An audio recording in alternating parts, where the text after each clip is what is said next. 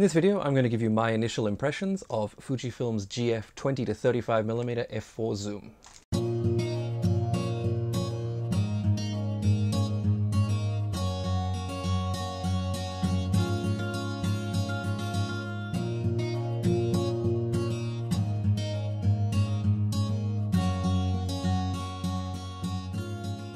Hi everyone and welcome back to my channel. Now in this video I want to offer you my first impressions or my first look at Fujifilm's GF 20-35mm f4 zoom lens. Now our local rental house recently got one in, and so I decided to rent it for a few days and take it down to Jeju Island on a trip that I had planned. So this is not going to be a full review, but these first impressions will come from the 3 freezing cold, extremely windy days that I've been working with this lens.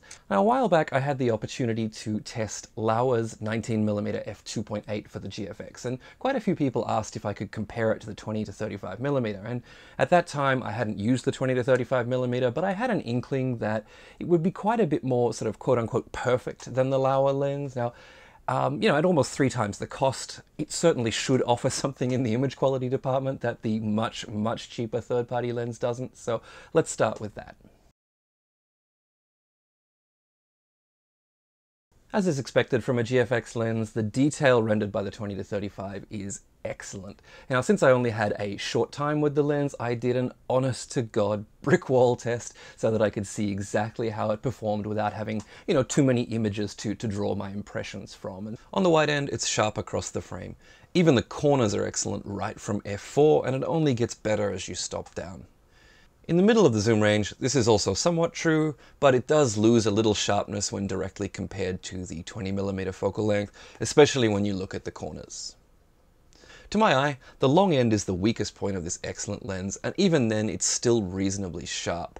The long end is where I would say that the sharpness is just very good, rather than excellent when used wide open. But the lens does a great job across the entire focal length once you get to about f8. Fujifilm has also used some of its software trickery to correct for distortion in the lens. Now, you'll never really see this in camera, of course, because the profile is already applied, but if you do turn it off in post, you definitely see where the corrections are happening. The distortion's most pronounced at the wide end, and there are significant corrections going on. And as you move towards the long end, though, the lens is much better corrected optically, and the software magic doesn't really have to work so hard. Another thing that does get corrected by the profile is the rather heavy vignette. The profile does a great job of getting rid of this though, and you'll never see it unless you actually turn it off. Now in all the samples I shot, I didn't even see the slightest hint of chromatic aberration, which is amazing for a zoom lens that's this wide. Now, I didn't really have a chance to do any serious testing of chroma or sunstars, but I did get this one frame with a street light. Now, as is the case with a lot of Fujifilm's lenses, the sunstar is really nothing to write home about.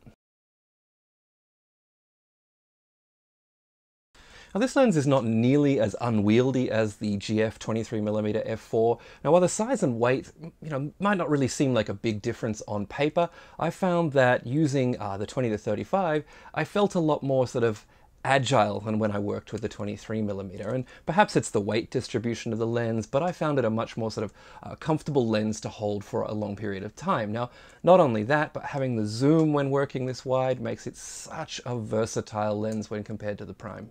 Speaking of zoom, the feel of the zoom ring is much like the 32-64mm. It's excellent. It's really easy to turn and has just enough resistance to make sure that it doesn't feel loose. Now, zooming is done internally, so there's no extension of the barrel when changing focal length. Now, this is great because you never really have to worry about sucking dust into the lens. The linear motors of this lens provide absolutely rapid autofocus for what that's worth on a lens this wide. And I can see it being really useful for, say, you know, wide-angle portraiture or reportage or something like that. And much like the smaller linear motor lenses on the X series cameras, this one just zips from far to near without any hesitation at all. While I enjoyed working with the Laowa 19mm, and it's definitely a great lens, it was a little bit, you know, restrictive for my work to be sort of permanently stuck at a focal length that wide. Now, the need to stop down, you know, to f5.6 or f8 to get really sharp images all the way across the frame was also, you know, something that I wish could be improved on that lens. When I had the 23mm f4 from Fujifilm, which is an absolutely amazing lens, I found the same thing. I always wanted to go just a little bit wider or just a little bit tighter.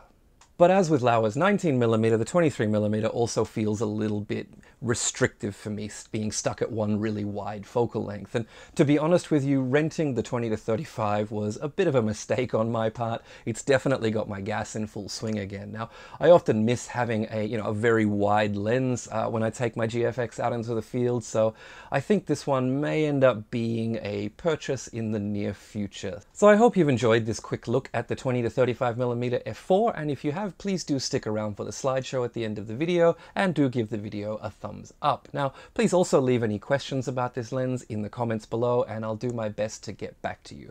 Thanks again for watching, and I'll see you in the next video.